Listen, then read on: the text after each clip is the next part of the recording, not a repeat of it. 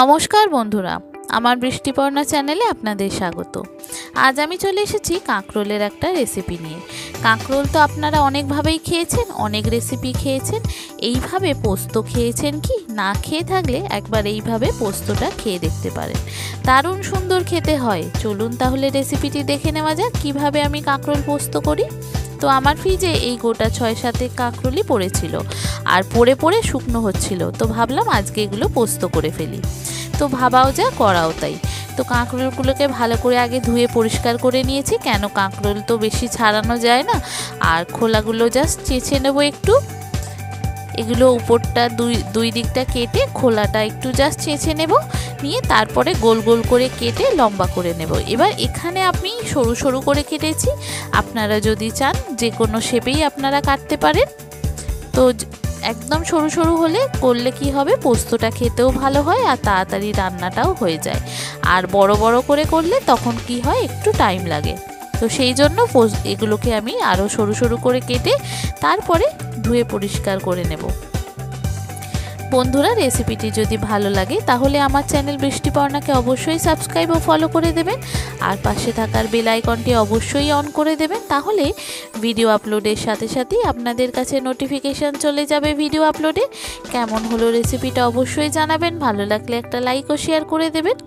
আর এখানে আমি বেশ কিছুটা পোস্ত নিচ্ছি, পোস্তটাকে আমি জলে ভিজিয়ে রাখবো। এতে কি হবে, পোস্তটা ফুলে ফেঁপে অনেকটা হয়ে যায়, আর পোস্তটা দেখতেও ভালো লাগে, মানে তাড়াতাড়ি বাটাটাও হয়ে যায়।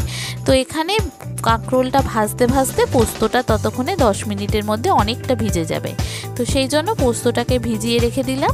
আর দিয়ে এবার এদিকে একটা ফ্রাইং প্যান বসিয়ে দিয়েছি, বসিয়ে তেল দিয়ে একটু জিরে ফোড়ন দেব। দিয়ে আমি এখানে পোস্ততে পেঁয়াজ ব্যবহার করি, খুব বেশি নিরামিষ না হলে, মানে একদম ঠাকুর পুজোর যে নিরামিষ সেইটা যদি না হয় আমি কিন্তু পোস্ততে পেঁয়াজ খাই।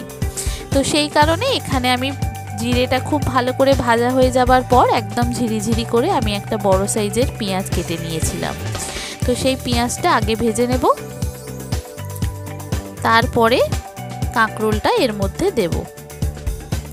দেখুন একদম ঝিরিঝিরি করে পেঁয়াজ কেটে নিয়েছি, পেঁয়াজটা আগে একটু ভেজে নেব, তারপর কাঁকরোলটা ভাজবো।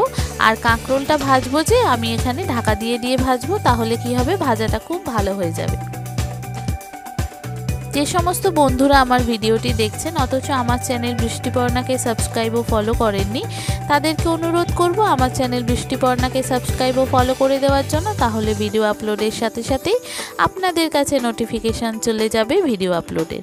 কেমন হলো রেসিপিটা অবশ্যই জানাবেন, ভালো লাগলে একটা লাইক ও শেয়ার করে দেবেন। দেখুন পেঁয়াজটা খুব ভালো করে ভাজা হয়ে গেছে। এবার আমি যে কাঁকরোলটা কেটে রেখেছিলাম, কাঁকরোলটা এর মধ্যে দিয়ে দেব, দিয়ে একটু ঢাকা দিয়ে দিয়ে ভাজবো। এতে কি হবে, ভাজাটাও ভালো হবে আর একদম নরমও হয়ে যাবে, খুব বেশি তখন সিদ্ধ করতে টাইম লাগবে না। কাঁকরোলটা দিয়ে দিলাম, দিয়ে একটু নাড়াচাড়া করে তারপরে একটু ঢাকা দিয়ে দেব।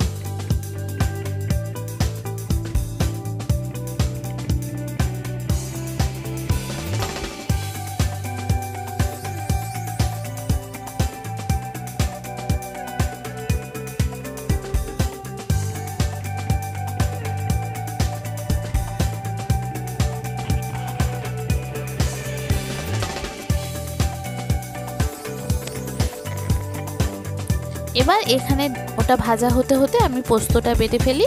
তো পোস্তটা দেখুন ভিজে অনেকটা হয়ে গেছে, এতে আমি একটা কাঁচা লঙ্কা দিয়ে পোস্তটা মিহি করে বেটে নেব।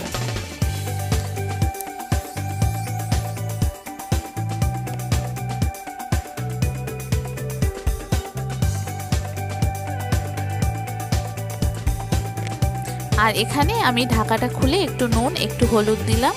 আপনারা যদি খুব বেশি ঝাল খেতে চান এখানে লঙ্কার গুঁড়ো ব্যবহার করতে পারেন। আর আমি এখানে পোস্তর সঙ্গে যেহেতু একটা কাঁচা লঙ্কা বেটে নিয়েছি, সেই জন্য আমি আর লঙ্কা দিলাম না, লঙ্কাটা খুব ঝাল ছিল, তো সেই কারণে আমি আর গুঁড়ো লঙ্কা এখানে দিলাম না। এবার দেখুন ঢাকা দিয়ে দিয়ে ভাজতে ভাজতে অনেকটা কমে যাচ্ছে, আর ভাজাটাও কিন্তু খুব ভালোভাবে হয়ে যাচ্ছে।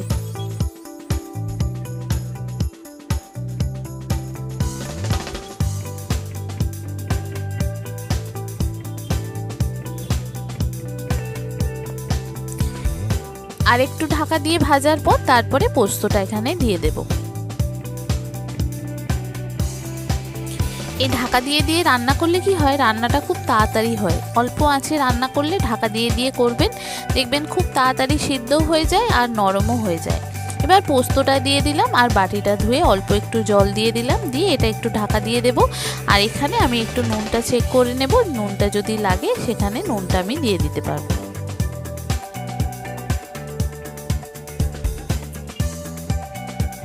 দেখুন অনেকটা পোস্তর সঙ্গে মাখা মাখা হয়ে গেছে। এখানে নুন ঝালটা একটু চেক করে নিলাম, যদি প্রয়োজন পড়ে এখানে নুন দিতে একটু লাগবে, নুন আমার লাগবে। দিয়ে এটা একটু একদম মাখো মাখো করব। পোস্ত একটু মাখো মাখোই খেতে ভালো লাগে, খুব বেশি ঝোল ঝোল কিন্তু পোস্ত খেতে ভালো লাগে না। আর পোস্তটা নামাবার আগে একটু কাঁচা সর্ষের তেল দেব, কেননা পোস্ততে কাঁচা সর্ষের তেল না হলে ভালো লাগে না। এত সুন্দর খেতে লাগে কি বলবো আপনাদের, আপনার সেদিনকে ভাত একটু বেশি লাগবে, এত সুন্দর খেতে লাগে। আগে না খেয়ে থাকলে এইভাবে একবার ট্রাই করতে পারেন বন্ধুরা, কথা দিচ্ছি খুব ভালো লাগবে। কেমন হলো জানাবেন, ভালো লাগলে একটা লাইক ও শেয়ার করে দেবেন। আর নতুন বন্ধু যারা আমার ভিডিওটি দেখছেন অথচ আমার চ্যানেল বৃষ্টিপর্ণাকে সাবস্ক্রাইব ও ফলো করেননি, তাদেরকে অনুরোধ করব আমার চ্যানেল বৃষ্টিপর্ণাকে সাবস্ক্রাইব ও ফলো করে দেওয়ার জন্য। তাহলে ভিডিও আপলোডের সাথে সাথেই আপনাদের কাছে নোটিফিকেশন চলে যাবে ভিডিও আপলোডের।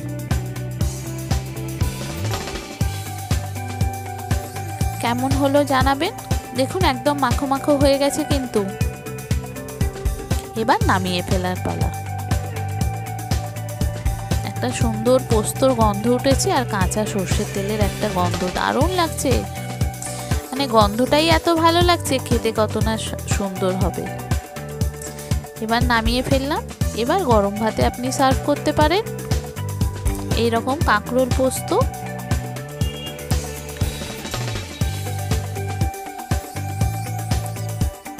দেখুন কত সুন্দর লাগছে, আপনাদেরকে আরেকটু কাছ থেকে দেখাই। দেখুন এত সুন্দর দেখতে হয়েছে, খেতে খুব সুন্দর হয় এইভাবে করলে কাঁকরোল পোস্ত। আগে না খেয়ে থাকলে এইভাবে একবার ট্রাই করতে পারেন, কথা দিচ্ছি খুব ভালো লাগবে।